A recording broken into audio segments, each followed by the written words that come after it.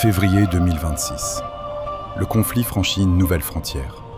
Pour la première fois depuis la révolution islamique de 1979, des frappes touchent directement le territoire iranien, et Téhéran elle-même.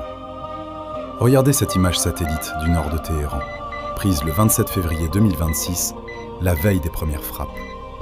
Le complexe du Conseil suprême de sécurité nationale, des bâtiments administratifs, des véhicules garés, une activité normale, même coordonnées GPS. 2 mars 2026. Plusieurs bâtiments ont disparu. Des cratères sont visibles. De la fumée encore présente sur certaines images prises en début de matinée.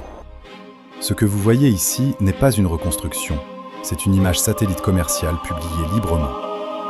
N'importe qui dans le monde pouvait la télécharger et voir depuis son téléphone ce qui venait de se passer à Téhéran.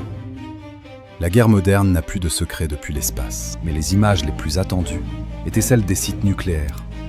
Natanz, Fordo, Ispahan.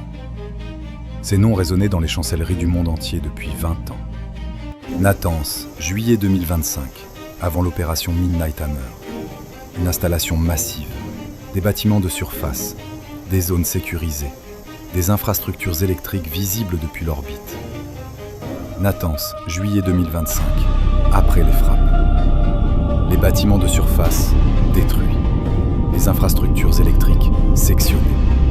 Mais regardez attentivement, les entrées souterraines toujours intactes.